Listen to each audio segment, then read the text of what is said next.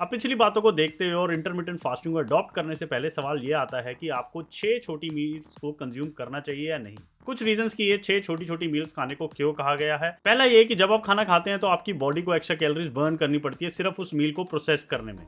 तो थ्योरी ये है कि अगर आप दिन भर में 6 छोटी छोटी मील्स को कंज्यूम करोगे तो आपकी बॉडी कॉन्स्टेंटली कैलोरीज बर्न करती रहेगी और आपका मेटाबॉलिज्म मैक्सिमम कैपेसिटी पे रहेगा, राइट?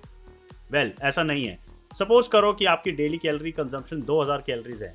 अब चाहे आप वो 2000 कैलोरीज एक मील में खाओ या उसे स्प्रेड आउट करके पूरे दिन में 6 छोटी छोटी मील्स में कंज्यूम करो, आपकी body same amount of calories he burn करेगी थ्रू आउट द डे और ओवरऑल इफ यू से। और ये जो मेटाबॉलिज्म को मैक्सिमम कैपेसिटी पे रखने की बात है वो सिर्फ सुनने में अच्छी लगती है, बट साइंटिफिकली रियलिटी कुछ और है। दूसरा, मील्स को स्प्रेड करने का रीजन कि अगर आप दिन भर में छोटी छोटी मील्स कंज्यूम करोगे तो आपकी ओवर ईटिंग के चांसेस कम है। अब यहाँ पे कुछ सच्चाई फिर भी देखी जा सकती है उन लोगों के लिए, स्पेशली जिनको पोषण कंट्रोल करने में काफी स्ट्रगल होता है या उनके लिए जिनको मॉडरेशन में खाने का नहीं पता। अब लेकिन एक बार अगर आपने समझ लिया और कंट्रोल कर लिया अपने खाने की लिमिट को, तो आपको समझ आ जाएगा कि 6 मील्स को कंज्यूम करना देर भर में कितना रिस्ट्रिक्टिव है और इसमें कितना एफर्ट भी लगता है एज ए जनरल फिटनेस। अब अगर आप बॉडी बिल्डर हो तो then if you have to there is no choice for body builder.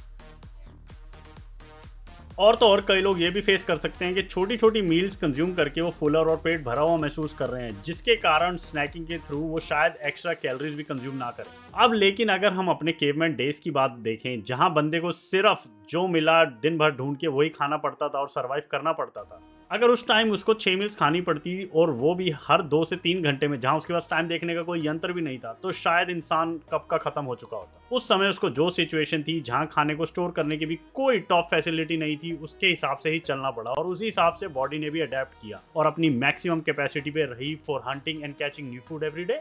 एक रिसेंट स्टडी जो कि लीन गेन्स के द्वारा की गई, जिसमें उन्होंने 6 मील्स पर डे को चैलेंज किया। स्टडी से देखा गया कि एडिपोसिटी, एंडाइसिस और एपेटाइट स्टैट्स में कोई डिफरेंस नहीं था लो फ्रीक्वेंसी और हाई फ्रीक्वेंसी मील्स ग्रुप में, और उन्होंने कंक्लूड किया कि मील फ्रीक्वेंसी का वेट लॉस पे कोई इफेक्ट नहीं है और ऑब्वियसली अंडर द कंडीशन जो कि स्टडीज में डिस्क्राइब की गई है।